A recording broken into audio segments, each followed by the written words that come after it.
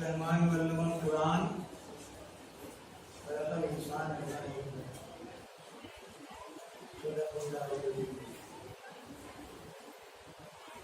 قابل احترام اساتذہ کرام،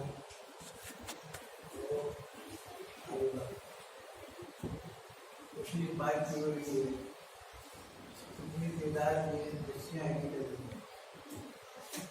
بہت بڑی بات ہے کہ پورے مدینے سے سب سے زیادہ تعداد ہے، بہت بڑی بات ہے۔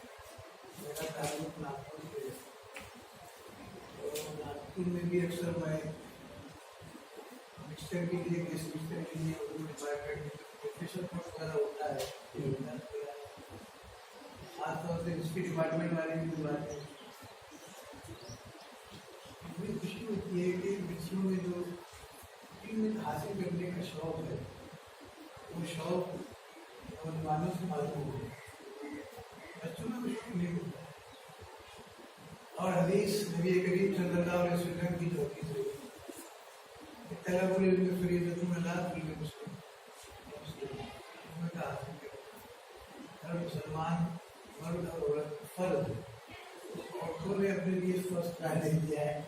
آج کل بچے جو ہے اس اسٹریم کے باہر اٹھ چلے جاتے ہیں، یہ بچے ہیں اپنے بھائیوں کو بھی سمجھائیں گے اسٹریم کے باہر سمجھانے کی ضرورت، اور وہ قوم کبھی ترقی نہیں کر سکتی۔ شیخ عبدالرحمن ابن خلدون نے اپنے مقدمے میں لکھا ہے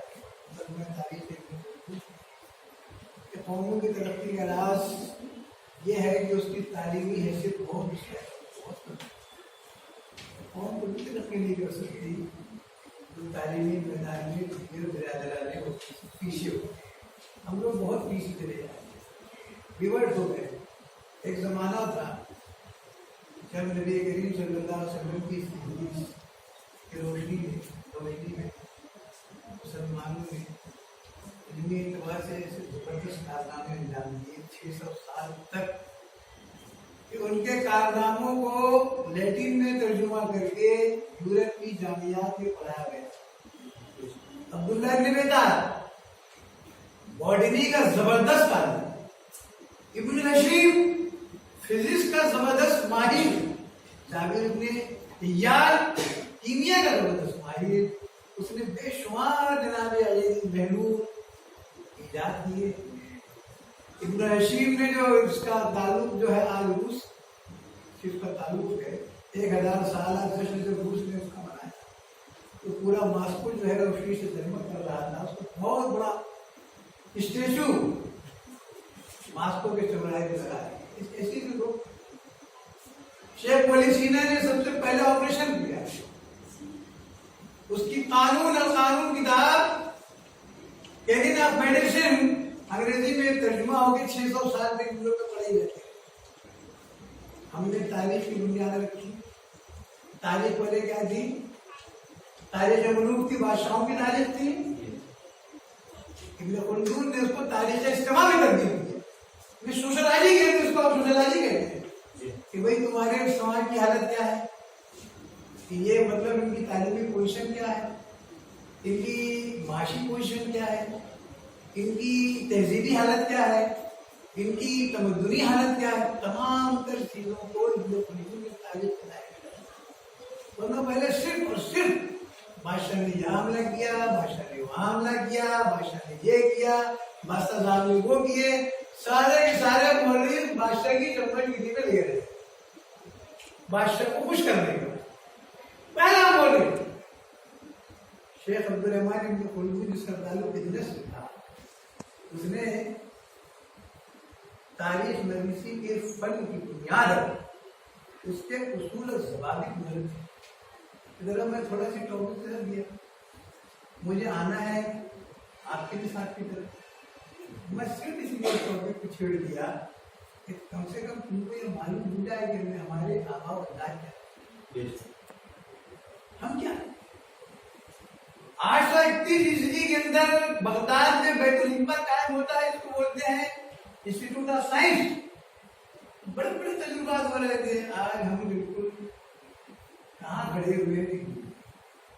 مجھے بہت خوشی ہوئی آپ لوگوں نے علم کا شوق دیکھ کے، علم کی طرف دیکھ کے، اللہ تعالیٰ خوب ترقی کریں، آپ اس کے بعد IAS کریں، IFS کریں، IAS کریں، اور دوسری بھی کہنا چاہیے بہت سے شعبے ملتے ہیں اس کے اندر، MA بھی کر لینے کے بعد بہت سے شعبے ملتے ہیں، خوب ترقی کریں، خوب ترقی کریں کہ ہماری کم سے کم آپ کے ساتھ دعائیں، اور جب آپ تعلیم کے زیور سے آراستہ ہو جائیں گے تو آپ اپنے بعد آنے والی نسل کی بھی اچھی طریقے سے تربیت کر سکتے ہیں، یہ اس کا ایک فائدہ ہوتا ہے، اس لیے نبی کریم صلی اللہ علیہ وسلم نے اس کے اوپر بہت زیادہ یہاں تک زور دیا کہ تم علماء والوں کا نا اسٹریٹ علم حاصل کرنے جاؤ گے تو تم کو سیکھیں، اگر تم کو علم حاصل کرنے کے لیے سیکھنے جانا پڑے تو وہاں بھی جانے سے تم کو محنت نہیں کرنا چاہیے۔ بہرحال میرا یہاں آنا ہوا، ہمارے وسیم صاحب کی دعوت بڑا سوسائٹی میں نے آپ کا نظام دیا، نظام میں جو چیزیں ہیں وہ قصیدہ بھی ہے، مرثیہ بھی ہے، غزل بھی ہے، مسنوی بھی ہے، ساری چیزیں یہ اصناف سخن کی شاخیں ہیں۔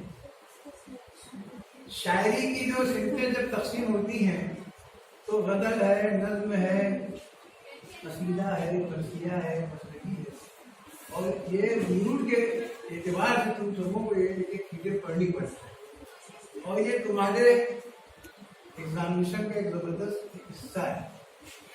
اس کو جاننا، اس کو دل جمعی کے ساتھ سمجھنا، اور اس کی کہنا چاہیے منہ سے واقف ہونا آپ لوگوں کے لیے بہت ضروری ہے۔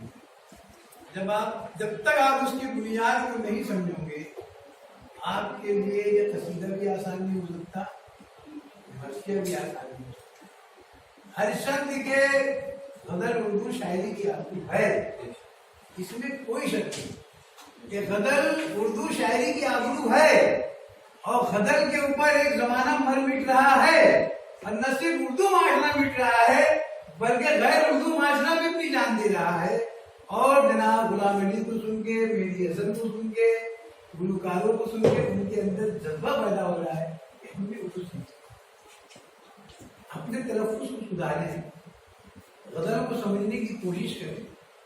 غزل ایک ایسی چیز ہے جو ساز کے اوپر ناچتی ہے، اور جب وہ غزل ساز پہ بجتی ہے تو غیر ارادی طور پہ آدمی کا دل جو ہے، سننے والے کا، سامنے کا دل اس کی طرف کھینچتا ہے، یہاں تک کہ وہ ہاتھ بھی ہلانے لگتا ہے، پیر ہلانے لگتا ہے، اپنے گردنوں کو جھمٹ دینے لگتا ہے، اس میں اتنی کشش ہے، کوئی شک نہیں۔ غزل اردو شاعری کی آبرو میں کوئی شک نہیں، اور غزل میں ایک سے بڑھ کے ایک ہمارے یہاں اساتذہ کرام نے اپنے فن کا مظاہرہ کیا، جس میں میر تقی میر ہے، ولی ہے، سراج ہے، میر تقی میر ہے، جس میں کہنا غالب ہے، جس میں درد ہے، جس میں مومن ہے، ذوق ہے۔ ادھر آگے بڑھتے چلے جائیے تو آپ کو ایک سے بڑھ کے ملے کہ حسن مومنی ہے، جگر ہے، درد ہے، پانی ہے۔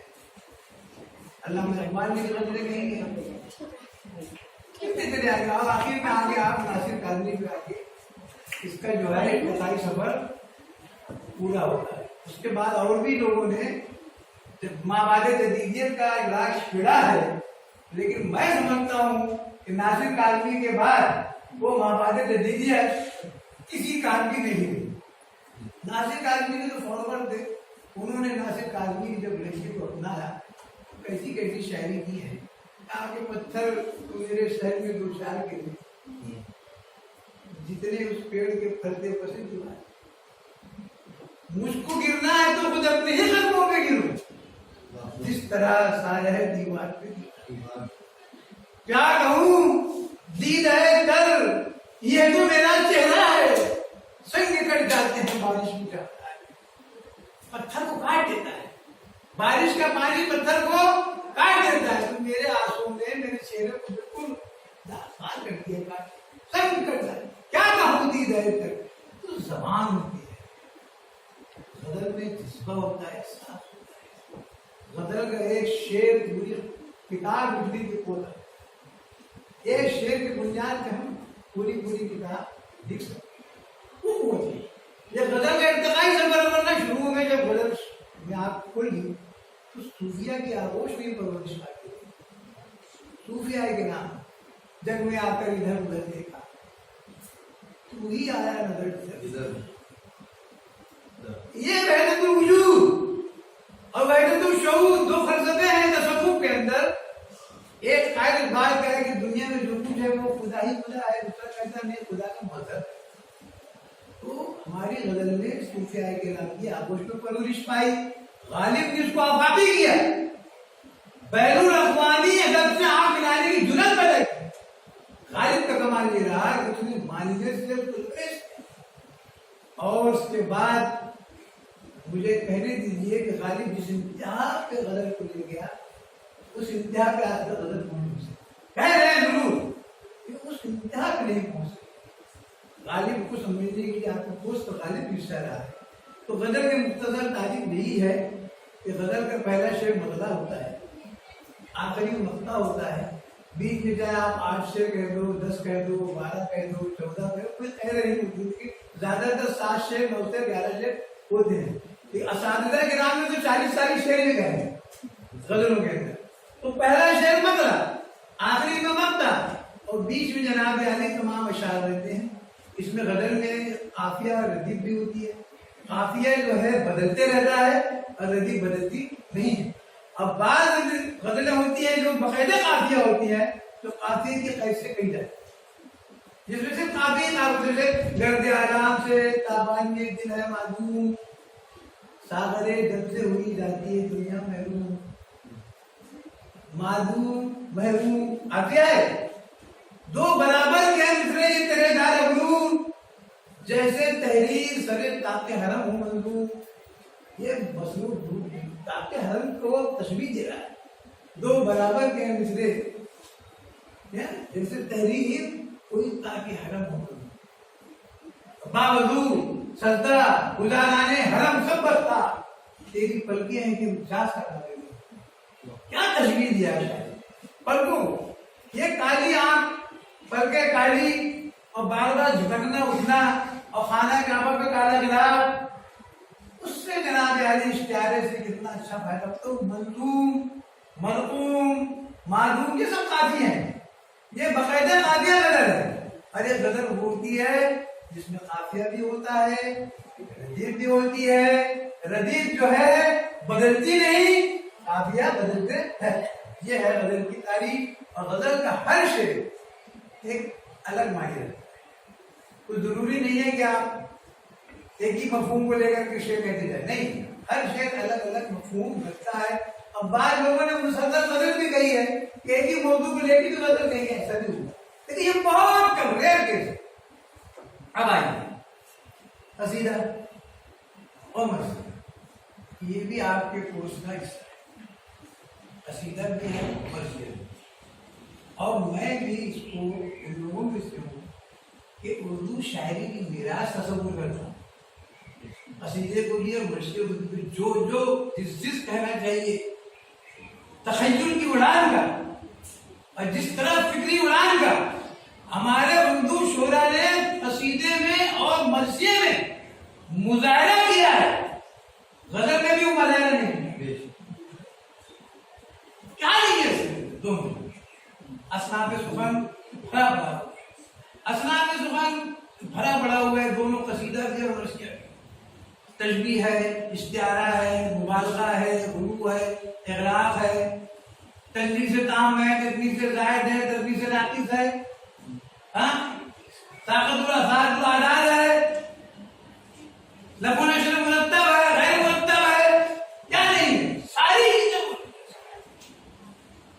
और हमारे उस्तादों ने शायरों ने अपनी फिक्री उड़ान से इन दोनों असनाफ को वो लिहाज अता की कि उर्दू शायरी बैनुल अक़वामी अदब की मंडी में सरफराज है। आज भी लोग सौदा के कसार के सर सुनते हैं और अनीस और जमीर के मरसे के ऊपर सर सुनते हैं। कसीदा वो सिंपल शायरी है जिसको जो मदने से शुरू होता है। कसीदा वो सिंपल शायरी है जो जिंदा लोगों की शान में उनकी शख्सियत की अक्कासी की जाती है, जिंदा लोगों की शख्सियत की, उनके किरदार की, उनकी इल्मियत की, उनकी ज़हानत की, उनके फहम फरासत की, ان کی ہمدردیوں کی، ان کے احسانات کی قصیدے کے اندر تعریف و توصیف کی جائے زندہ لوگوں کی۔ اب چونکہ ائمہ کرام کو بھی ہم مسلم معاشرہ زندہ تصور کرتا ہے، لیکن بہت سے شعراء نے ائمہ کرام کی شان میں بھی قصیدے کہے ہیں، جیسے مومن کا قصیدہ حضرت ابوبکر صدیق کی شان میں بھی ملتا ہے، حضرت عمر فاروق کی شان میں بھی ملتا ہے، حضرت عثمان غنی کی شان میں بھی ملتا ہے، حضرت علی کی شان میں ملتا ہے۔ غالب کیا حضرت علی کی شان میں قصیدہ ملتا ہے، حالانکہ حضرت علی کو دوسرے سے مثال کیے ہوئے سینکڑوں سال ہو گئے، لیکن ہم نے ان کو زندہ تصور کیا ہے۔ لیکن زیادہ تر شعراء نے حاکم وقت کی، بادشاہوں کی شان میں، حاکم وقت کی شان میں، کسی انگریز حاکم کی شان میں قصیدہ تھا۔ ان کے زمانے میں تھے جیسے بہادر شاہ ظفر کا درباری شاعر غالب کہ پہلے ذوق بھی ان کے دربار سے تعلق رکھتے تھے، تو ذوق نے بھی بہادر شاہ ظفر کے والد کے اوپر بھی قصیدہ کہا، بہادر شاہ ظفر کے اوپر کے تعلق سے بھی قصیدہ کہا، اور غالب نے بھی بہادر شاہ ظفر کے بارے میں قصیدہ کہا۔ مقصد کیا ہے؟ ہماری اس تعریف و توصیف سے باشتہ سلامت خوش ہو جائے، ہمارے دامن میں بھی کچھ آ جائے، مقصد یہ رہتا۔ اور اس زمانے کے بادشاہ اور شہنشاہ کسی بھی قصیدہ نگار کو محروم نہیں کرتے، ان کا دامن موتیوں سے بھرے ہوئے تھے، اور ان کے لیے سمجھ لیجیے کہ ایک طرح سے وہ قصیدہ معاش کا ذریعہ تھا۔ اور بہت سے لوگوں نے جو مظلومین کی شان میں قصیدہ کہا، انہوں نے ثواب کی غرض سے کہا، اس اب کو اس کا ثواب ملے گا۔ ہم نے حضرت عمر فاروق اعظم کی شان میں قصیدہ کہا ہے، یا ابو بکر کی شان میں جو کہا ہے، یا عثمان غنی کی شان میں جو کہا ہے، یا حضرت علی کی شان میں جو کہا ہے، یا حضرت عباس پاک گیلانی کی شان میں، قصیدے ائمہ کرام کی شان، سب کی شان میں کہے گا، تو میں اس لیے ثواب کی نیت سے کہے گا۔ لیکن بادشاہوں کے جو ان کے درم زمانے میں بادشاہ رہا کرتے تھے، عمرہ رہا کرتے تھے، جن شعراء نے ان کی شان میں قصیدہ کہا ہے، تو انہوں نے اس میں ایک چیز کا اضافہ کیا، حسن طلب۔ آخر میں وہ حسن طلب میں قصیدے میں بیان کرتا تھا کہ میں معاشی طور پہ پریشان ہوں، آپ آفتاب ہیں، میں چل رہا ہوں، آپ کی خاک پائے ناصیر ہوں، اگر ہماری طرف آپ کی نظر کرم ہو جائے تو ہمارا بیڑا پار ہو جائے، یہ ان کا طلب رہتا تھا۔ بہرحال قصیدہ جیسا کہ میں نے کہا کہ مطلب سے شروع ہوتا ہے، جیسے اڑ گیا میں منو میں دیکھا چمنستہ شمل تیرے ہے نا، یہ مطلب ہے۔ اب مطلب کے بعد قصیدے میں دوسرا ایک اس کا جو حصہ ہوتا ہے وہ ہوتا ہے تشبیہ۔ پہلا مطلب، دوسرا اس کا تشبیہ ہوتا ہے۔ تشبیہ کے اندر شاعر یہ کرتا ہے کہ کبھی موسم بہار کا ذکر کرتا ہے، حالات کے پیش نظر جیسا ممدوح ہوتا ہے اس طریقے سے وہ تشبیہ لکھتا ہے۔ کبھی وہ موسم برسات کا ذکر کرے گا اور اس کی تمام تر تعریفیں کرے گا، موسم برسات میں بہار کیسا ہوتا ہے، کبھی پھول کھلتے ہیں، ہر طرف ہریالی چھائی رہتی ہے، ایک جہاں پیف و مستی کا سما ہوتا ہے، چرند پرند درند سب اپنے باغ میں اور جنگلوں کے اندر اپنا مست رہتے ہیں، پھول کھلے رہتے ہیں، کلیاں کھلتی ہیں وغیرہ وغیرہ، ٹھنڈی ٹھنڈی ہوائیں چلتی ہیں، باد نسیم کی جھونکے جو ہے انسان کے کہنا چاہیے یہ ایک بہت بڑا راحت کا سامان بن جاتے ہیں۔ تو ساری چیزیں وہ تشبیہ کے اندر شاعر شعر کے حوالے سے تشبیہ کے مضامین کو لکھتا ہے۔ اب سوال یہ پیدا ہو رہا ہے، وہ لکھ رہا ہے بہادر شاہ ظفر کی تاریخ، اور یہ بیان کر رہا ہے، یہ برسات کا ذکر کر رہا ہے، بیجوڑ ہو گیا نا کہ نہیں ہوا؟ بیجوڑ ہوا کہ نہیں ہوا؟ کہ اس کو کرنا ہے بہادر شاہ ظفر کی تاریخ، اب وہ بیان کر رہا ہے برسات کا ذکر، بہار کا ذکر کر رہا ہے، یا رندانہ مضامین لکھ رہا ہے، ساقی میخانہ سے خطاب کر رہا ہے، موسم بہت اچھا ہے، ایک پیالہ اور دے تاکہ اور میں سکون میں آؤں اور زیادہ مستی میں آؤں وغیرہ وغیرہ۔ تو یہ اس سے کیا تعلق، کیا بھائی تعلق کیا؟ بہادر شاہ ظفر کو تو اس کو پیش کرنا ہے، اس کی تعریف کرنا ہے، اس کی توصیف کرنا ہے، اس کی شجاعت کے بارے میں اس پہ کہنا چاہیے، عدل کے بارے میں، اس کے احسان کے بارے میں، اس کے سلوک کے بارے میں، اس کو تو قصیدہ اس میں لکھنا ہے نا۔ مجھے تشبیہ بے شک کیا کر رہا ہے، لیکن میں یہ تشبیہ قصیدے کا فن، قصیدہ کوئی چھوٹا موٹا نہیں ہو، 50 شعر 60 شعر 40 شعر 30 شعر 70 شعر اتنے اس کی کوئی تعداد ہی نہیں، لکھتے چلے ہیں. یہ قصیدہ مجھے خیر المرسلین کو 100 سے زیادہ جو نبی کریم صلی اللہ علیہ وسلم کی کہنا چاہیے مذہب ہے. جو محسن کاکوڑی نے قصیدہ لکھا ہے وہ تو بہت طویل ہے. سندھ کاشی کی طرح جان کے مدرا بادل برق کے گاندھی میں لاتی ہے. اب بتائیے نبی کی توصیف اور تعریف میں یہ گنگا جل، کاشی، بنارس، مدرا، ہندوؤں کے رسم و رواج سے کیا جانے لگتا ہے نا. یہ سوچتے ہو نا کبھی آپ، یہ نہیں سوچتے بھئی یہ سوچ کا عمل آنا ضروری ہے، لیکن نہیں. شاعر فنکار ہوتا ہے، قصیدہ ایک فن، اور ان تمام تر چیزوں کا تذکرہ کرنے کے بعد موسم برسات کا، موسم بہار کا، یا ہندو طرز معاشرت کا، یا ان کے میلوں ٹھیلوں کا، یا کہنا چاہیے ان کے تہواروں کا، یا گنگا جمنا کی کروانی کا، یا متھرا کا ذکر کرنے کے بعد شاعر اتنی عقل مندی سے، اتنی ہنر مندی سے، گریز کے راستے سے مدح کی طرف آتا ہے. گریز جو ہوتی ہے تشبیہ اور مدح کے بیچ میں ایک پل کا نام ہے، ٹرننگ پوائنٹ. یہ گریز جو ہے تشبیہ کو مدح سے جوڑتی ہے. گریز اس کا قصیدے کا تیسرا جو ہے کہنا چاہیے جز وہ گریز، وہ تشبیہ و مدح کے بیچ میں پل کی حیثیت رکھتی ہے. اور شاعر اتنی ہنر مندی کے ساتھ دو مختلف مضامین کو جو اگر الگ الگ پڑھا جائے تو کوئی جوڑ معلوم نہیں ہوتا. گریز کے راستے سے اتنی کہنا چاہیے ہنر مندی کے ساتھ شاعر جوڑتا ہے کہ قصیدہ ایک لڑی میں پورا ہوا ہے، ایک لڑی میں کہیں اس میں خلائی نہیں دیتا. اور پڑھنے والا اگر آپ کے اندر بہت زیادہ صلاحیت ہوگی آپ کو کوشش کریں گے، ارے تم میں معصوم باہر کا ذکر ہے یہ کیسے اتنے عجیب انداز سے یہ مدح ہے. کہ محسن کاکوڑی نے جو قصیدہ لکھا ہے، قصیدہ مدیح، جب ہم لوگ پڑھتے تھے اسٹوڈنٹ ٹائم تو میں نے سب کے استاد سے ایک بندہ سکھایا، ارے میں بولا یہ مکرا گنگا جمنا یہ ابو یہ کوفی کیا ہے بس نبی کریم صلی اللہ علیہ وسلم کی شان میں زیب دیتا ہے. ایسا سوال پیدا ہوا. میں آ رہا ہوں تو تمہارے بھی ہمارے ہم نے خود میں ذاتی صلاحیت پیدا ہو تو میں نے سارا نکل قصیدہ شرح قصیدہ مجھے خرید تھا اس وقت بہت اسٹیڈی کیا، مجھے لگا نہیں اردو قصیدہ نگاری میں محسن کاکوڑی کا واحد قصیدہ ہے جو ہندوستانی تہذیب سے جس کی اڑان ہوئی ہے. اور اڑتے ہوئے جناب علی بادل کے سہارے نبی کریم صلی اللہ علیہ وسلم کے روزگار کو ساتھ میرے توحید کی ذوق اور شرف کا مہینوں شمع ایجاد کی لو بہت میری ساتھ کیا قصیدہ اعلامیہ جو اس کا ہے، قصیدہ اعلامیہ جو ہے اس کا میں کہتا ہوں بار بار پڑھنے ہے.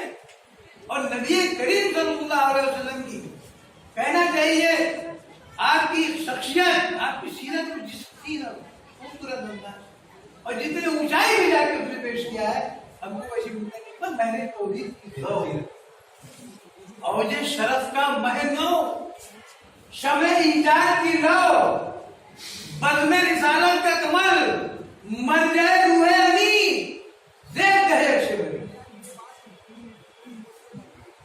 عامل دین مدین ناسخ ادیان ملت. آپ کی جب شریعت آئی تو ملت کی امم سابقہ کی تمام شریعتوں کو آپ نے رد کر کیا اچھا. لیکن جب شروع میں آپ پڑھیں گے نا تو کیا ہے یہ تو بولے گوپی ہے اس کے اندر وہ جھولا ہے ہنڈولا ہے یہ ہے وہ ہے تو یہ فن ہوتا ہے. تو میں اب اس کو سب میں آپ کے ایک قصیدے کے اجزائے ترکیبی جو ہوتے ہیں وہ نمبر 1 مطلع لکھو، نمبر 1 مطلع جس میں شاعر اپنے قصیدے کا جس مطلع سے آغاز کرتا ہے. نمبر 2 تشبیہ. تشبیہ کے اندر شاعر کبھی بہاریہ مضمون، کبھی موسم برسات کا ذکر، کبھی رندانہ مضامین، کبھی حالات زمانہ کی شکایت، کبھی حالات زمانہ کی عکاسی، کبھی اپنی ذاتی زندگی کی حالات، سب کچھ بیان کرتا ہے. نصیب تشبیہ. یہ تشبیہ کی اندر کوئی تشبیہ کی اشعار کی کوئی قید نہیں ہے. 30 شعر کی بھی تشبیہ ہو سکتی ہے، 40 کی بھی ہو سکتی ہے، 20 کی بھی ہو سکتی ہے. اس کے بعد تشبیہ کے بعد 2-3 شعر میں شاعر گریز کی طرف آتا ہے. گریز تیسرا جملہ گریز وہ مدح کو تشبیہ سے جوڑنے کے بعد، تشبیہ کو مدح سے جوڑنے کے بعد گریز گاو دے یہ دے گریز گریز کی طرف آتا ہے. اور گریز کی طرف آنے کے بعد اس کا جو چوتھا جملہ ہے وہ مدح.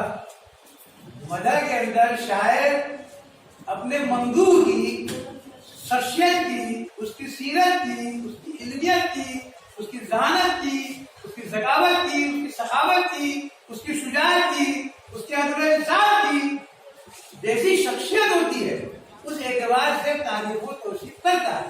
اگر کوئی دینی شخصیت ہے تو اس کی جناب علی تقدس ماں شخصیت کو ظاہر کرے گا، اور اگر بادشاہ عمرہ ہے تو اس کے عدل و انصاف ہے یہ بہت سی چیزوں کو ظاہر کرے گا.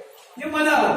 مدح کے بعد پھر وہ آتا ہے اپنی والی پیشہ ہے جس کو ہم کہتے ہیں حسن طلب. اب کھڑا ہے دامن مذاق میں. اگر ائمہ کرام کی شان میں کہہ رہا ہے تو ائمہ کرام کی گزارش کرے گا ان سے، چاہے تو بکر سے گزارش کرے تو عمر سے کرے تو مالکی سے کرے تو دہلی سے کرے، اور یا خواجہ محی الدین چشتی سے کرے یا قادر جیلانی سے کرے، کسی سے کرے. میں بہت پریشان حال ہوں، یہ ہوں وہ ہوں، جب میں آپ کے ادھر پہ ڈوبا ہوا ہوں مجھے آپ بلا لیجیے تاکہ میں آپ کے دربار کو دے سکوں، آپ کے روزے کو دے سکوں، وغیرہ وغیرہ.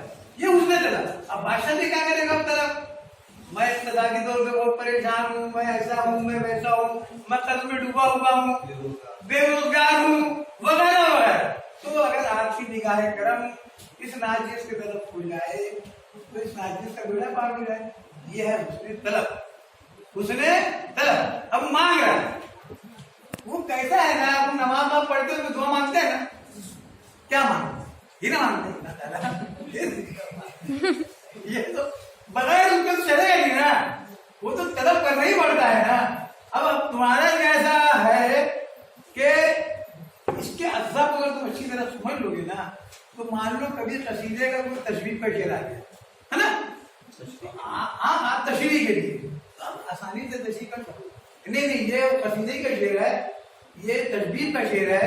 اس میں بہار کا ذکر ہے، اس میں برسات کا ذکر ہے، اس میں اس نے اپنی پریشانی کا ذکر کیا. وہاں تم کو معلوم ہو جائے گا تو فوراً تم نہیں نا کہ منتظر بالا اشعار فلاں قصیدے کی تشبیہ لیجیے گا تو ممتحن ہوگا نا وہ تم کو 5 نمبر کے بجائے 7 نمبر دے. اگر یہ تم وضاحت کر دو گے کہ بھائی تشبیہ کے اشعار ہیں، اور اگر مدح کے شعر ہوں گے تو آپ یہ لکھو گے نہیں یہ فلاں کے بادشاہ کی مدح کی شعر ہے، تم خوش ہوگا نہیں. یہ تو طالبہ ہے جب جانتی ہے کہ تشبیہ کیا ہے، مدح کیا ہے، حسن طلب کیا ہے، وہ جانتی ہے. تو یہ نیٹ والے میں بھی اس کے تم کو بڑے فائدے میں نہیں کہ بھائی اس کو نیٹ کے امتحان والا بولے گا نا کہ اس کو جب تشبیہ معلوم ہے، مدح معلوم ہے، حسن طلب معلوم ہے، اس کا مطلب اپڈیٹ ہے. تو اس طریقے سے میں نے جو وضاحت کے ساتھ یاد کیا کہ بھائی اس کے اندر اتنے اجزاء ہوتے ہیں، مطلب تشبیہ، گریز، مدح، حسن طلب اور آخری مقطع. آخری میں شاعر جو ہے اپنا مقطع بتاتا ہے کہ میرا نام یہ ہے. غالب پہ اپنا مقطع بتائے گا، سودا بتائے گا، مومن بتائے. ہمارے ہاں اردو قصیدہ نگاری میں مرزا رفیع سودا کو قصیدہ نگاری کا بابا اعظم کہا جاتا ہے. اس نے قصیدے کو فن قصیدہ کی پیکر میں ڈالا ہے، پہلا شاعر. اور واقعہ وہ قصیدہ ہو گیا ایسے اردو ادب میں مشہور. اس کے بعد دوسرا جو نام آتا ہے वो आता है इब्राहिम लोग का। फिर नाम आता है मोमिन खां मोमिन का, फिर नाम आता है मिर्जा गालिब का, फिर नाम आता है मुनीर शुक्र आबादी का। भाई ये लोग अच्छे कसीदा बेहतर कसीदा। एक शायर और भी था जिसको लोग अदब में कोई जानता हूँ नहीं है, मेरे सैयद मोहम्मद मुर्जा हुसैन बयान निजामी बैठे ऐसे कसीदा लिखा। वो आफ्ताब की रदीफ में उसने कसीदा लिखा है जवाब रामपुर की शान में, मुझे तो अदब का कसीदा है। बहरहाल तुम्हारे कोर्स से कोई ताल्लुक नहीं है, मैंने इसी बता दिया। तो ये जो है आपके कोर्स में गालिबन होगा सौदा का कसीदा होगा और आपके कोर्स में होगा दो है ना। तो ये दो नाम मोहम्मद इब्राहिम लोग, अब्दुल्ला सौदा का नाम अच्छे और मोहसिन काकोरी का कोई कसीदा नाजिया कसीदा है, उसको आप देखना। और अगर कभी के अशार को तशरीह किया जाए तो मैंने जैसा तुमको अलग अलग करके बताया तशरीह तुम्हारे लिए उसकी तशरीह बहुत आसान है। वरना मुझको ऐसा कभी कभी हमें जो पढ़ाता था कॉलेज में तो बच्चे समझ नहीं पाते थे, अरे ये कहाँ से शेर आ गया, पढ़ते नहीं थे ना, पढ़ते नहीं थे धन से अपना आ जाए मौसम में बाहर का उन्होंने तोड़ा जाए ये चार से तशरीह करो। अरे बोला कसीदा थोड़ी है सर, अरे बोला बाबू कसीदा है ये, तशरीह के लिए रहिए। तो इस तरीके से आप लोग गड़बड़ मत खाना, कुछ समझ लेना कि तशरीह। अब कसीदा समझ में आ गया कि कुछ पूछना है तो पूछ लो आप ताकि हम आगे बढ़े। अगर आपको किसी किस्म का कोई अश्काल हो रहा हो, किसी किस्म की कहना चाहिए परेशानी इसके अंदर दिख रही हो कि ये बात मेरे समझ में नहीं आई, हाँ जब मैं इसमें और मजीद कुछ जानने के तुम्हारे अगर कहने की चाहत हो तो आप इत्मीनान दिल को अभी आप खामोशी से इस पर गौर करो। मैं 2 मिनट बैठता हूँ फिर मेरे से सवाल की क्या के बारे में बताया, हिदायत तरकीब भी बताया आपको कि सबसे पहले तशबीह में क्या होता है और उसका जो मतला होता है, मतले की क्या पहचान है कि मतले के दोनों मिसरे, पहले शेर के दोनों मिसरे हम खाते हैं। गजल में भी यही होता है, गजल के अलावा भी जहाँ भी शेर होता है मतलब जहाँ भी कहा जाए तो मतले का मतलब ये होता है कि उसकी इब्तिदा मतलब शुरू होना इब्तिदा, और इसकी पहचान ये है कि शेर के दोनों मिसरे होते हैं वो हम और फिर इस तरह बात आगे बढ़ती है। तो तशबीह में बहाइया मज़ामीन होते हैं, लाना होते हैं, कभी किसी शहर की तबाही बर्बादी के ऊपर भी जो है उसके हालात के ऊपर जो है शायर अपने इज़हार ख्याल करता है और इज़हार ख्याल करते करते करते वो एक ऐसी जगह से टर्न लेता है और अपने मकसद की तरफ लौटता है। वो टर्न जो होता है, वो टर्निंग पॉइंट जो होता है वो कहलाता है गुरेज ना, गुरेज कहते हैं हम। वो 2 4 5 शेर का और ऐसे अंदाज से कहते हैं कि हमको पता भी नहीं चलता। ये सबसे बड़ी खूबी होती है तो पता ही नहीं चलता कि कब वो बदल गया, कब रास्ता बदल गया। और वो सीधे पे जाता है जो जिसकी शान में वो बात कहना शुरू करता है, जिसके लिए जो उसका मकसद होता है वो होता है उसकी मदद या उसकी हिजो भी होती है। कुछ किसी कसीदे में हिजो भी बयान की जाती है, लेकिन खासतौर से ज्यादातर जो है वो मदह की जाती है। तो वो मदह जो है हमारी शुरू होती है और फिर मदह कहते उनको और आगे मकसद की तरफ आता है कि वो जो है उसकी तरफ करता है, यानी कुछ मांगता है, कुछ अपने उसकी जो ममदू होता है उसका ध्यान अपनी तरफ लाता है कि मैं कितनी देर से घंटे से कर रहा हूँ, क्या मकसद है, वो अपने मकसद की तरफ करता है और उसकी तरफ करता है, फिर उसको दुआ करता है, फिर आप लिए तो अभी तक यहाँ पर आपको ना। अब इसके अंदर किसी को परेशानी हो तो फौरन 1 मिनट में सवाल है, सर्च करके पूछिए जल्दी से। आप लोग बताइए कुछ पूछता है, कोई सवाल कोई सवाल नहीं, ठीक है। अब हम इसके आगे का दोबारा बदली जाएगा।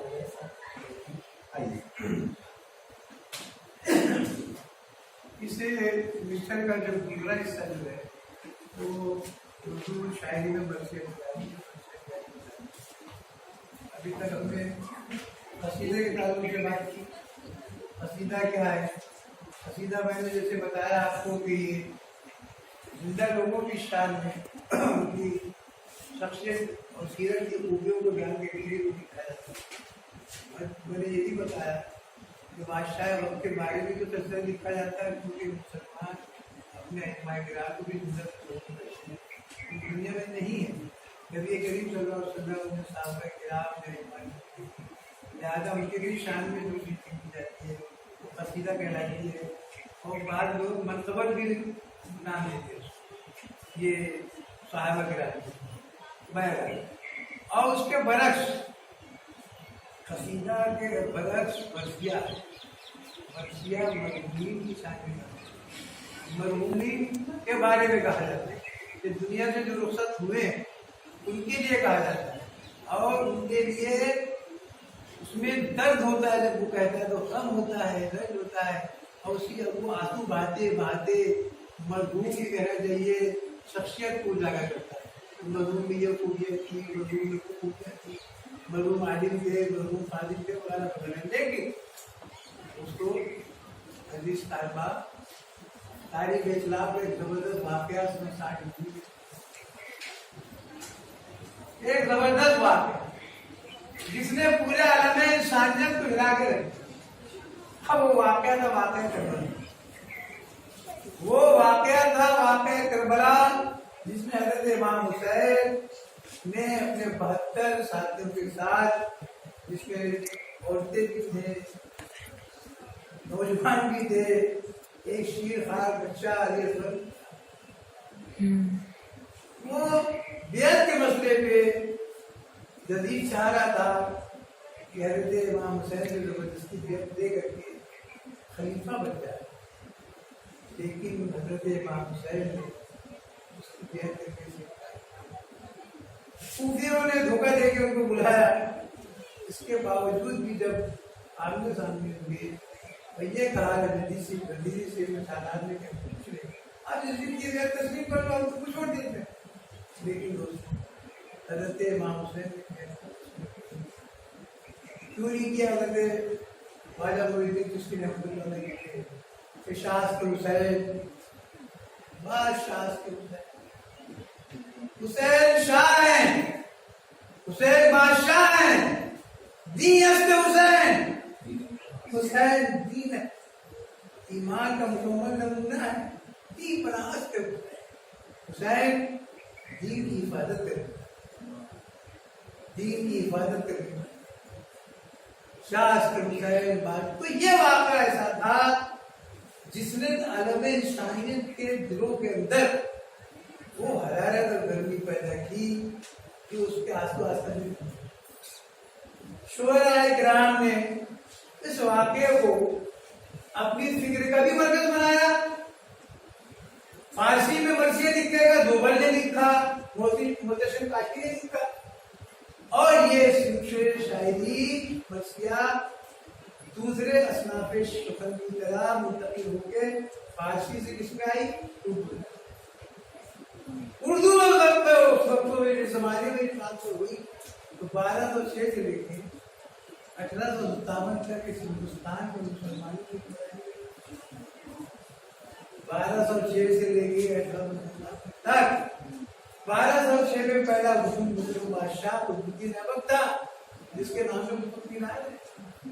اور 1857 میں جب حکمرانی کا سورج طلوع ہوا تو اس وقت میں بہادر کا دور تھا. تو 650 سال حکومت مسلمانوں نے کی اور ان میں زیادہ تر لوگ عراق سے, افغانستان سے, عراق سے نقل مکانی کر کے آئے, سب وہاں سے نقل مکانی کر کے آئے. اس میں سنی بھی تھے, حنفی بھی تھے, شافعی بھی تھے, مالکی بھی تھے, اس میں شیعہ حضرات بھی تھے, ہر فرقے کے لوگ.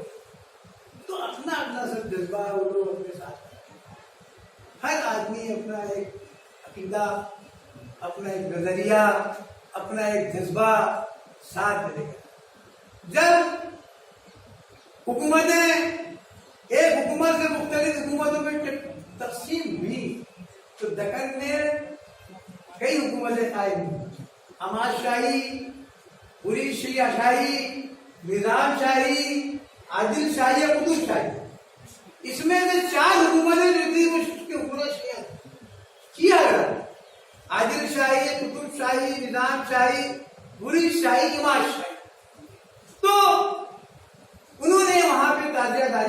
काम किया। मुहर्रम के दिनों में 10 दिन मुहर्रम के आशूरा मुहर्रम में उन्होंने जनाब अली मातम हुसैन के लिए मुख्तिस किया और उसी जमाने में मरसिया लिखने का रिवाज वहां से शुरू।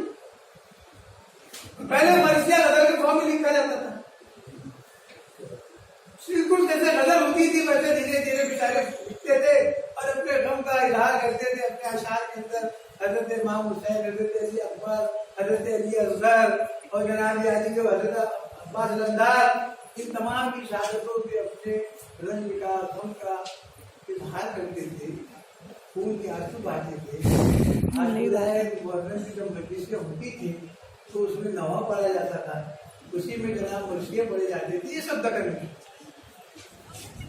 इसका आगाज मेरी अपनी तहकीक के मुताबिक दखल की उन हुकूमतों आदिल शाही, कुतुब शाही, बुरी शाही, निजाम शाही हुकूमत जो थी, बाद में जब उर्दू शायरी अपना सफर करते करते शुमाली हिंद की तरफ पहुंची तमाम तरह साफ सुखन के साथ, और जब लखनऊ में नवाबी कायम हुई, नवाब वाजिद शाह के बारे कहने चाहिए असलाफ की, तो वो भी जनाब अली मसलका शिया थे।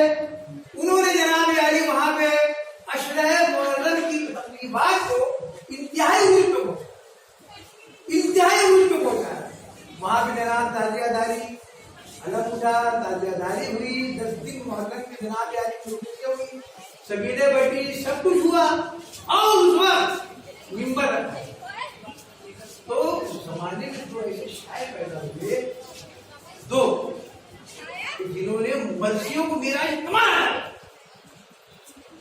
उस फन के अंदर जनाब अली ऐसा जगा उनको, और इतने कहना चाहिए बंद ने मर्सिया कहा कि हैरत होती है उनके पूरे तखय्युल की कि कहां से उनके पास ख्याल चले जाए। ये थे मिर्जा अनीस और मिर्जा चंदे आफ्ताब, दोनों का जमाना है। वाजिद शाह के बाप का दौर, मजलिस के अंदर मिंबर बिछाया जाता था, दोनों जनाब देखो एक बात सुन लो, जब तक कॉम्पिटिशन का दौर जज्बा पैदा नहीं होता ना, आदमी ना तरक्की नहीं करता। अपने घर में 2 भाई हैं, अब एक भाई के पास एक कार है, एक के पास कार नहीं है, तो उसको हसद नहीं करना चाहिए, उसको रश्क करो। हसद में आदमी जल जाएगा। अल हसदा ताकुलुल जसद, हसद करने वाला अपने जिस्म को खुद ही खा जाता है, लेकिन रश तरक्की के रास्ते ले गया, काश की मिलती। तो वो क्या करता है, देखता है कि मेरे भाई ने इस रास्ते में तरक्की किया है, तो मैं कोई ऐसा मिली रास्ता इख्तियार करूं ताकि मैं इसकी तरक्की तक पहुंच सकूं। तो मर्सिया में भी ऐसी हुआ। अगर अनीस का मर्सिया पड़ जाएगा तो दूसरे दिन कबीर को उससे अच्छा मर्सिया लिखकर लाने के लिए कोशिश करना पड़ता। तो तुम देखोगे कि अनीस और कबीर के मर्सिये दोनों बहन में चलते, लेकिन अल्लामा शिबली रुमानी ने मवाज़ना अनीस और कबीर में एक बड़ी काम की बात करती है कि अनीस के पास अगर अहमद है तो दलील के बाद आबूद है। ये फितरत की बुनियाद पे बेखुदी के आलम में अनीस पसीना लिखता और ये मज़ामी को खींच के लाता है। दलील पैदा शुआए मेहंदी टुकड़ा जब हुई, ये दलील पिन्हा दरा लिए परे ताउस शब हुई और कदर जुल्फ ले लिए दोहरा लपक हुई, मजनू सिफत तबाह सर चार सब हुई, फिक्रे रफू की चरके हुनरमंदी के लिए दिल 4 टुकड़े हो गया। क्या बता रहा है भैया, सूरज निकल रहा है, उजाला हो रहा है, रोशनी फैल रही है, दिन आ रहा है, सिर्फ इतना बताने के वास्ते कितनी मेहनत। पैदा शुआए महल की मुकरार जब सूरज की शुआए मतलब ऐसी की तरह होती है, ऐसी की तरह जब वो पैदा हुई तो पिन्हा दरा दिए परे ताऊ शब्द के कहना चाहिए परिंदे के पर ने अपने बड़ों को छुपाया। اب بتاؤ یہ جو تخیل کی اڑان ہے، یہ جو فکری اڑان ہے، یہ جو کہنا چاہیے شاعرانہ کہنا چاہیے، شاعرانہ کہتے تخیل کی بلندی ہے، یہ بلندی اصل میں آپ کو ملے گی صرف اور صرف بس یہ دیکھو اس شعر کی آمد ہے کہ رنگ کہاں حضرت عباس کا ہے، علمدار کی شہادت کس شعر کی رنگ نے چرخ طرف چرخے کون کا ہوتا ہے؟ اب بتائیے مبالغے کی حد ہے؟ کوئی پہلوان جب میدان جنگ میں آئے گا تو کیا آسمان تھرائے گا کیا؟ کہ پرندے جا کے اپنا کہیں چھپ جائیں گے کیا؟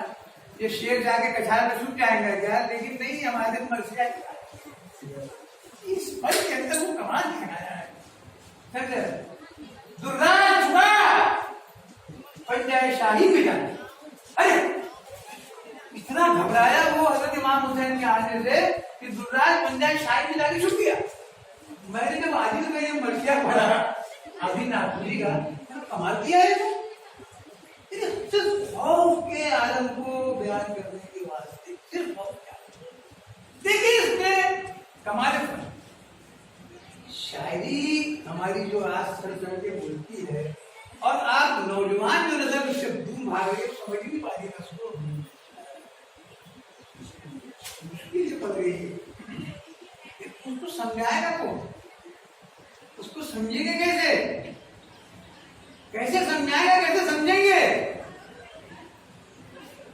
شبنم نے بھر دیے تھے کٹورے گلاب کے۔ اب دیکھو اشارہ ہے، کھا کھا کے ہوش اور بھی سب کا ہرا ہوا، ہاں موتیوں سے دامن سہرا بھرا۔ اب بتائیے ہوش ٹپکتی ہے، ہاں کشی ہوئی ہے، خطرے کی صورت میں جب وہ دنتی ہے تو ایسا لگتا ہے جیسے شکم جمجم کبھی دیکھا رات میں، ہاں موتیوں سے، موتی کی طرح سنو، کھا کھا کے ہوش اور بھی سزا ہے، ہاں موتیوں سے دامن صحرا۔ یہ دراصل میں یہ وہ فن ہے منشی نگاری کا جس نے ہماری اردو شاعری کے الفاظ کو، اس کے معیار کو اتنا اونچا کیا، اتنا اونچا کیا کہ ہم اپنے اس ادب کے حوالے سے دوسری زبانوں کے ادب کے مقابلے میں جا کے رسول آج کی ہم تم بھی شاعری پڑھ لو، کیا کچھ نہیں ہے، سطحیہ ہے اس کے اندر، اتنی مخفاضی کسی نے کیا ہے کیا؟ اتنی مخفاضی کسی نے کیا ہے کیا؟ 150 شعر کے مرثیے، 200 شعر کے مرثیے، اور اسی ٹھاٹ کے، اسی انداز کے، اسی ترکیب لفظی کے ساتھ، اسی صنائع بدائی کی جناب عالی آرائش و زیبائی کے ساتھ، اسی جناب عالی فارسی تراکیب کے ساتھ، اسی انداز سے پڑھتے چلے جاؤ، پڑھتے چلے جاؤ، پڑھتے چلے جاؤ، اور اگر آپ کا فارسی کا عربی زبان کا علم بہت اچھا ہے اور زبان پہ قدرت ہے تو مزہ بھی لیتے، مزہ بھی لیتے۔ تو یہ جو ہے دن 4 ٹکڑے ہو گیا پیغمبر کے لیے، صبح، دوپہر، شب، شام، 4 ہو گیا نا۔ سورج کے طلوع ہونے کا صرف واقع کو اس نے شاعر نے میرے حسین انداز سے بیان کیا۔ تو اب اس معیار کی شاعری کرنے والے باقی کہاں رہے؟ اور اسی لیے یہ چونکہ ادب کا ایک بہت زبردست حصہ ہے مرثیہ، اس لیے ہمارے نصاب کو بھی حصہ بنا۔ آپ لوگ لٹریچر سیکھنے کے بعد دینے میں آئے ہو، آپ لوگ زبان کی نزاکت کو، لطافت کو، اس کی فصاحت کو، اس کی بلاغت کو، اور جناب صنائع بدائع کو، تشبیہات کو، اشتہارات کو، مبالغے کو، اس کو سمجھنے کے لیے آپ آئے ہو۔ اور جب یہ آپ سمجھ جاؤ گے تو آپ اردو کے اعتبار سے بہت زیادہ نہیں کہہ رہا ہوں گے، آپ کے سامنے بھی ٹکے گا ہوگا نہیں، کوئی نہیں ٹکے گا۔ اگر اس نزاکت کی زبان کو آپ سمجھ گئے शायराना कहना चाहिए तखय्युल को समझ गए, आपने मुबालगों को समझा, आपने इस्तिआरे को समझा, आपने कहना चाहिए तशबीहात को समझा, आपने जनाब अली लफ़ो नशर मुरत्तब को समझा, गैर मुरत्तब को समझा, तो समझ लीजिए कि आप माला माल। तजलीस हरफी, तजलीस ज़ायद, तजलीस ना, इतनी जनाब अली किस्में हैं कि मैं माजिद के ऊपर जब लिख रहा था मजमून बरसिया निगारी दे, मैं थक गया ना। हाँ, मैं इतनी जब इसमें से इतना सांस निकालने बैठे, उसके अंदर है तो मैंने लिख दिया है। तो ये फन है। अब सवाल ये पैदा होता है कि हजरत इमाम हुसैन और उनके साथियों की शान में इस मरसिया का निगारी का जब आगाज हुआ तो ये मरसिया शुरू में गजल के फॉर्म में था, कुछ कहना चाहिए तरकीब बंदी शान में लिखा गया, लेकिन जब वो लखनऊ में ट्रांसफर हो गया आया, सफर करता हुआ अनीस और दबीर के जमाने में पहुंचा तो इसके लिए मुख्तस हो गई मुसद्दस। मुसद्दस उसको कहते हैं 6 मिसरी, 6 मिसरी, मुकम्मल 5 मिसरी, मुरब्बा 4 मिसरी, है ना? ये सब रट लो, मुरब्बा, मुकम्मल, मुसद्दस। मुकम्मल 5 मिसरी का होता है, मुसद्दस 6 मिसरी का होता है, मुरब्बा 4 मिसरी का होता है। ये सब अरबी लगते हैं। हमजा, है ना, 5, रबा 4, ये सब अरबी लगते हैं। ये सब रट। तो जनाब कहने का मतलब ये है कि ये मुख्तस की हैत क्या हुई? मुसद्दस। मुसद्दस की शक्ल में अनीस और दबीर ने जो हजरत इमाम हुसैन, हजरत अली अकबर, हजरत अली असगर, हजरत अब्बास अलमदार और बहुत से कहना चाहिए जो शोहदाए करबला थे, उनकी शहादत के ताल्लुक से जो अशआर कहे हैं, जो कहना चाहिए अपने दर्द गम का जिन शेरों में इजहार किया है, वो दरअसल में करबलाई मरसिया कहलाते हैं। उन मरसियों का ताल्लुक वाक़या करबला से है और इसको मेराज कमाल के पे पहुंचाने के लिए अनीस और दबीर ने जबरदस्त कारनामा अंजाम दिया। अब मरसिए को अगर सिर्फ हस्ता रखते, कहते इमाम हुसैन आए, लड़े, दुश्मनों ने आपको शहीद कर दिया, क्या छोटा सी मर्सिया बना, क्या होगा? हाँ, तो उसमें हुस्न है, उसकी तवालत, उसमें जान, उसमें तवानाई, उसकी आराइश और ज़ेबाइश ही उसका फन ही जाए। अब फन कैसा हुआ?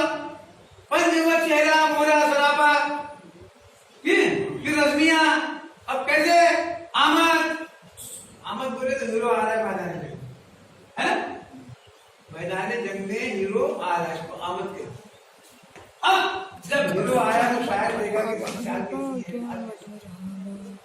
इसकी सीरत कैसी है, इसका किताब कैसा है, इसका कहना जी सरापा कैसा है, इसका किस खानदान से ताल्लुक है।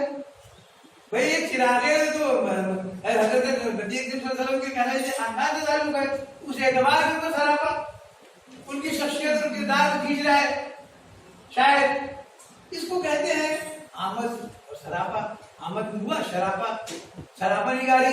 सरापा के अंदर शायर तमाम चीजें बयान, उनकी ज़कावत को, उनकी इल्मियत को, उनके लिबास को, और जब जंगी जो पहना चाहिए वो जो साजो सामान वो पहना रहता है, चाहे वो जर्रा बख्तर हो या खुद हो या कहीं ढाल हो या तलवार हो या नेजा हो या भाला, जो भी हो, वो सारी की सारी चीजों की वो अक्कासी करता है, शराब पे अक्कासी करता है।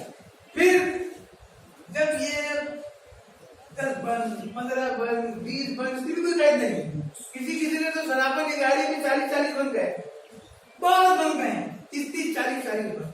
उसके बाद अब ये सब अपने रिश्तेदारों से मिल, जब मैदान जंग में जाना है ना, तो सब रिश्तेदारों से मुलाकात हो रही है, सब मुलाकात हो रही है, सब मिल रहे हैं, जुड़ रहे हैं, सब रो रहे हैं, धो रहे हैं। बेटी बात से कुछ कह रही है, बाप बेटी को समझा रहा है, शौहर बीवी को समझा रहा है, भाई भाई को समझा रहा है, तुम सब हो रहे हैं।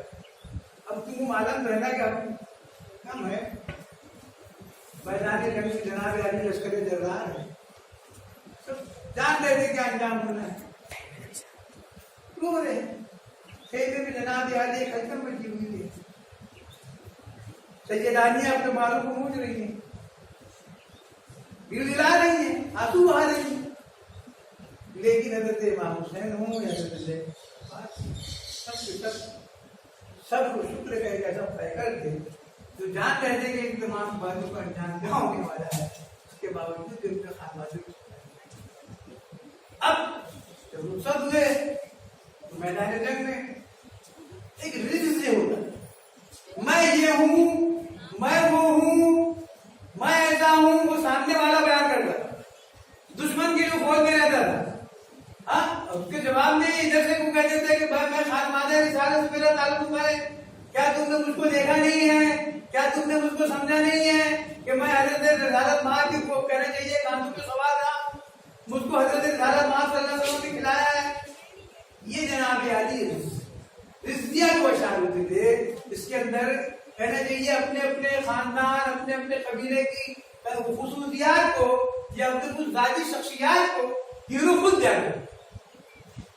بیان یہ بھی کبھی کبھی اس کے اندر بھی بڑی طوالت ہوئی، بڑی آپ کو طوالت ملے گی رضیہ اشار کے پھر سب ہونے کے بعد اب مار گئے کا اس کو رضویہ کہتے ہیں،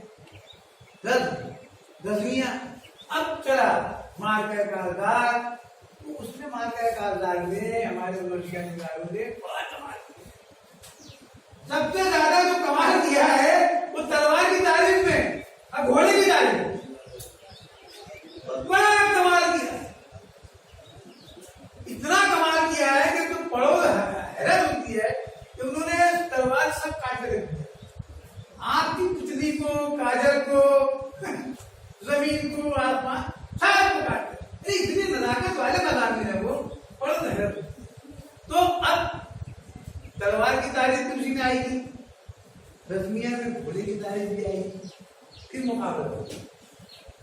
مقابلہ ہوگا اور آخر میں جب مقابلے کے بعد انجام تمہارا وقت کیا ہونا، ایسے بیٹھ کے ایک کر کے شہید ہوتے رہے، اور جناب اس کا اختتام آنکھوں کو آنسوؤں سے بھر ہوتا ہے کہ لوگوں نے کیا کیا، نبی کریم صلی اللہ علیہ وسلم کے خانوادے کے لوگوں کے ساتھ کیا ہے نا۔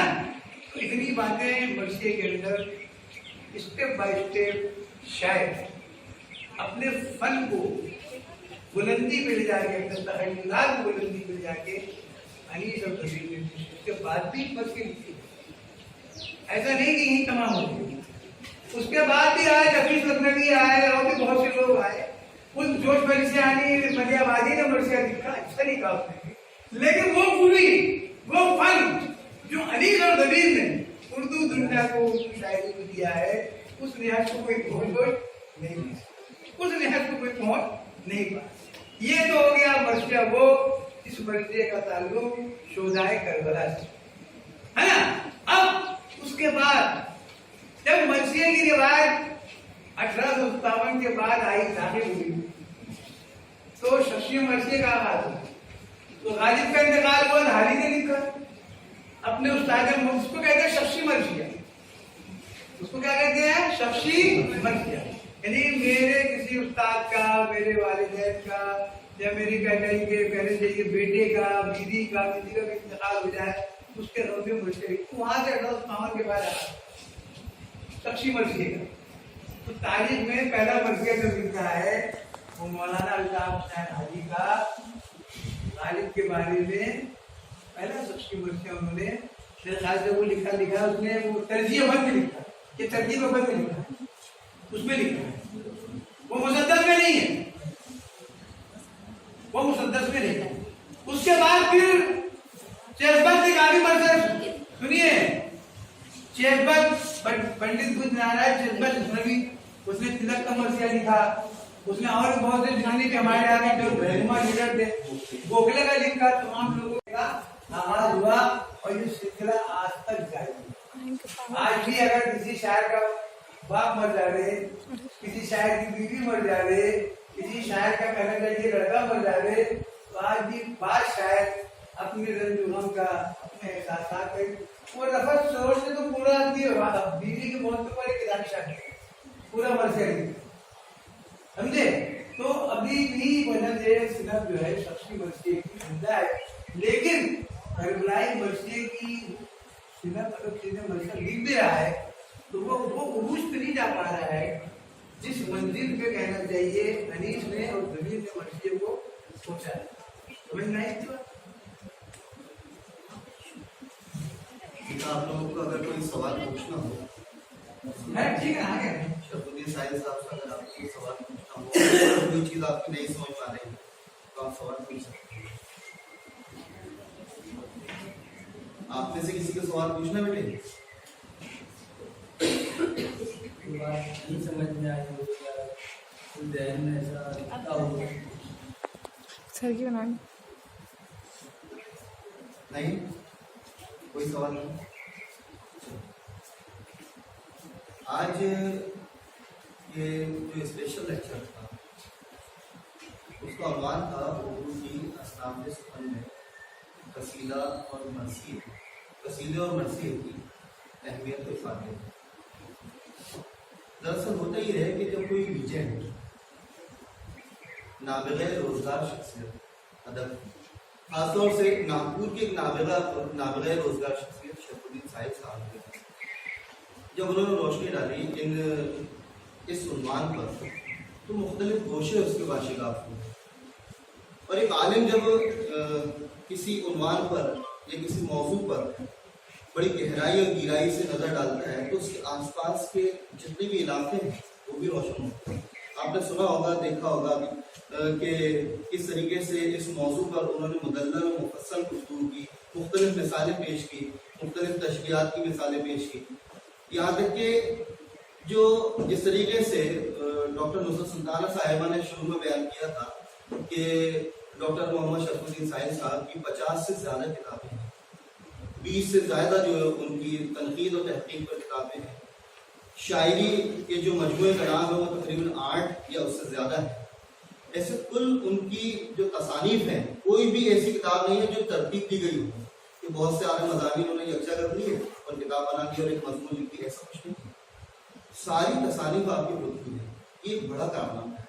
और इतनी बड़ी शख्सियत से आप लोगों ने इस उन्वान पर कि उर्दू के असनाफ़ सुखन में कसीदा और मरसियत की अहमियत, तो जाहिर सी बात है कि आप लोगों ने बहुत सारी बातें सीखी होंगी, बहुत सी बच्चियाँ नोट भी कर रही थी। और मुझे खुशी है कि इसका आप कहीं ना कहीं इम्तहान में भी और जीती जाती जो ज़िंदगी है आपकी, इसमें बड़ा फ़ायदा होगा। क्योंकि कसीदा एक बड़ी बिल्कुल मुख्तलिफ चीज़ है कि हम किसी की तारीफ करें और तारीफ को किस ढंग से करें कि किसी का हम दिल जीत लें। कसीदे का मकसद ही यही है, आपको पढ़ाने का मकसद ही यही है। और जिस तरीके से मौसूफ ने रोशनी डाली, उससे अंदाजा होता है कि कसीदा हमारी जीती जाती ज़िंदगी में बड़ी अहम से है। और मर्सी का ताल्लुक सीधे जज्बात से है, हमारे दिल से है, हमारे मजहब से है, हमारी फीलिंग से है, हमारे एहसास से है, हमारे ईमान से है, जज्बे ईमान से है। तो मरसिया और ख़ासतौर से जो पहला जुमला साहिल साहब ने कहा, बड़ा गूंजा है मेरे जहन, बहुत देर तक गूंजा और अभी तक गूंजता रह रहा है कि उन्होंने ये बात जो कही वाकई 100% सही है कि कसीदा और मरसिया उर्दू शायरी की मेराज है, मेराज भी है और मीरास भी है। तो आज का लेक्चर आपको ज़रूर अच्छा लगा होगा। इंशाअल्लाह फिर हम किसी और उन्वान के तहत मौसूल को फिर याद करेंगे, फिर इंशाअल्लाह मुलाकात होगी।